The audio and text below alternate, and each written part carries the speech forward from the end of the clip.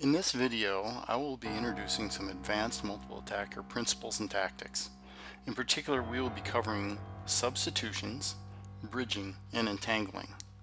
Substitutions happen when Nage creates a human shield opportunity by interposing an attacker in front of another attack at the last possible moment. Bridging takes advantage of the collision moment caused by a good substitution to quickly take control of the second attacker. And entangling is a form of substitution where Nage tries to load multiple attackers on top of each other. I'll be covering each of these principles and providing some examples and exercises so you can learn to incorporate them into your randori practice. This video is part of a randori lab series which covers many different tactics and exercises for multiple attacker environments. The objective of these exercises is to learn how to extend basic technique into the ability to move uke both right and left around you. Instead of trying to immediately throw or pin your attacker, the practice is to maintain control and to use tenkan, ura, and omote to make your uke intersect with other attacks. I find that it helps to practice these on a 4 count where Nage reverses 2 or 3 times before actually throwing. You can practice this exercise on just about any Aikido technique, just as long as you practice both ura and omote versions to move uke both right and left around you.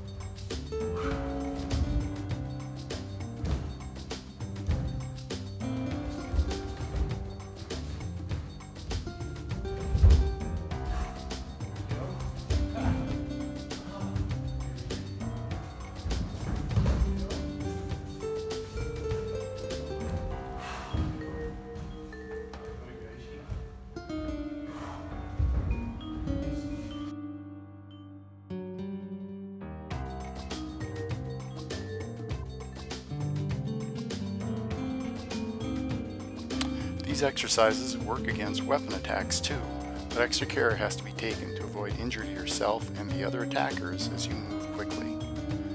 If you don't have full control of the weapon or the attacker's weapon hand, you may find that they can use the leverage of their grip or perform their own tenkan to still hit you with the weapon. Worse, if you aren't careful, you may hit yourself with uke's weapon as you tenkan. It helps to get a firm grip on uke's hand right away and apply a little kokyu to weaken both their structure and their grip.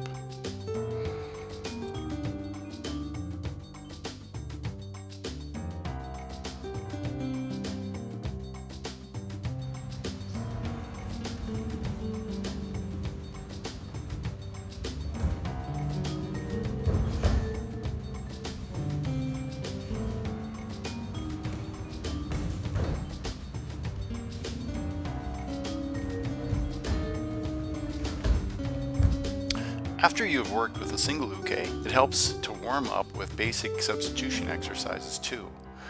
What I call substitution is simply the process where Nage presents a very clear and vulnerable target to another attacker, such as their back, and waits until the very last moment before putting their controlled uke into the path of the new attack. The longer Nage waits, the more satisfactory the result. However, if we hide too much behind our uke, other attackers cannot find an easy path to strike us and may start to get overly defensive and cautious. By presenting our back to an attacker, we invite them to fully commit to an attack at the time and place of our choosing.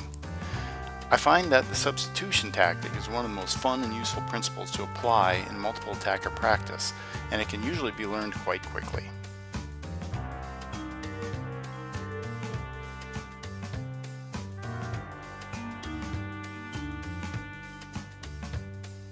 One thing that makes multiple attacker practice so difficult is that it's hard to keep an attacker from being able to recover and reset both their timing and distance. To counter this, I introduce a principle I call bridging. Bridging is a form of advanced substitution timing because it takes advantage of the second attacker's reaction to missing their intended attack. Bridging simply works by executing a substitution and then immediately taking control of the second attacker.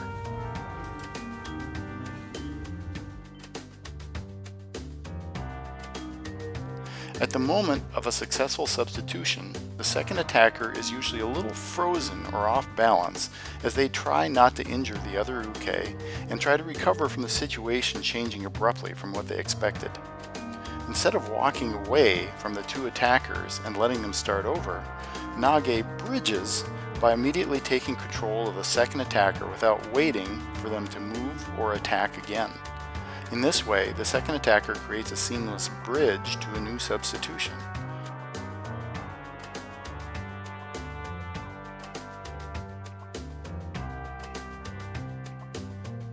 Bridging practice is really just infinite substitutions strung together. When done correctly and smoothly, bridging transforms randori from many separate attacks into a single, long, connected technique. Throughout the randori, Nage will only have to deal with one or two attackers who are able to move freely.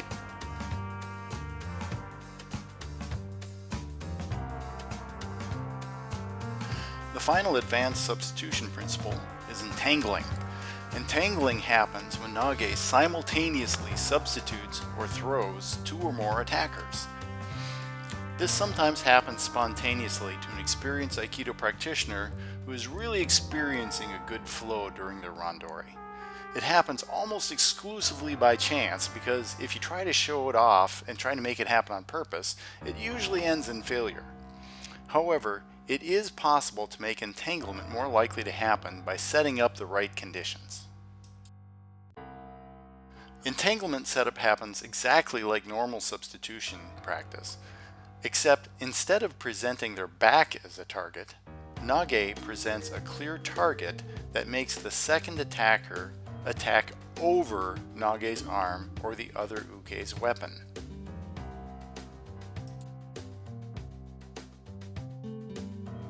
As shown here, it helps to really connect deeply under the second attacker's arm, or to perform a deep rimi movement with the first uke in order to create an effective entanglement.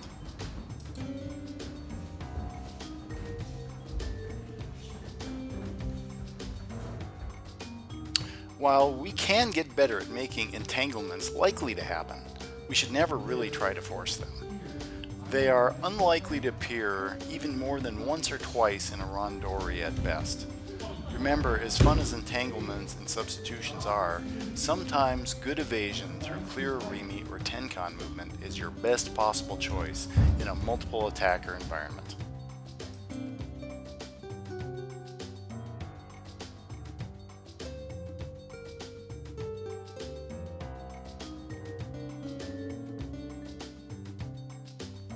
Entanglements are fun, but they simply aren't realistic as martial defense techniques.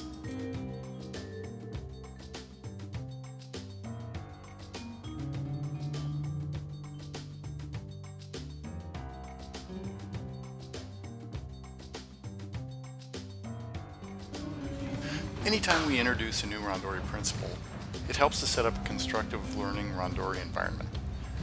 It's best to start with everybody moving at very slow speed. First, simply focusing on clear movement like rimi and tenkan. This gives Nage a chance to relax a little and pay attention to applying the new technique. In order to keep slow motion randori both realistic and useful, I have a few guidelines for the attackers. First, there is no taking turns.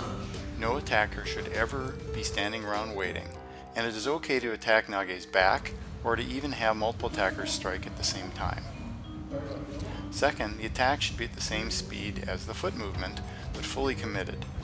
The idea is that if you happen to videotape a slow motion randori and sped it up, it should still look realistic and not look like it is defying the laws of physics.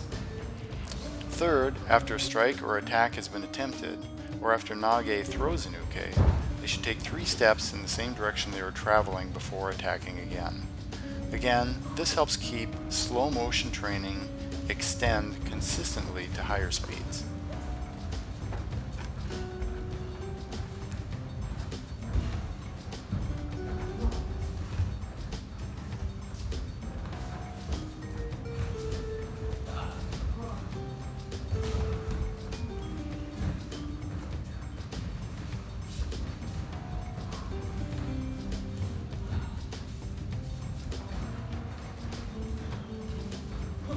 After warming up at a slow speed, it helps to practice a while at half or 2/3 speed before moving into a full speed randori.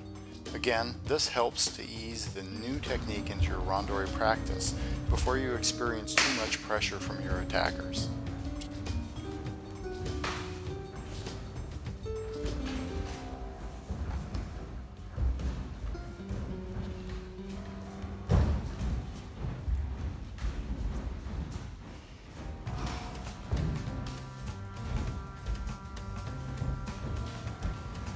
To an observer, sometimes a full-speed randori doesn't actually seem that much faster. This is especially the case when Nage is pausing to set up clear substitution moments. Even though, in this example, I asked my ukes to attack at full speed, because I was moving clearly and was often waiting for them, it had a calming effect on their motion.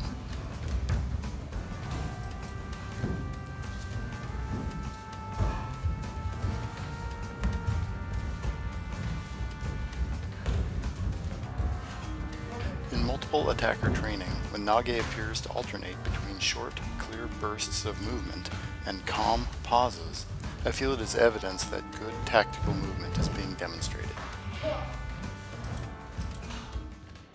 If you found this video useful, please subscribe and check out our other videos on ukemi, randori, and new ways to learn and explore Aikido skills. We love it when people share and post comments, and if you use any of the ideas that we've developed, we'd appreciate a link or citation back to our video. Train safe.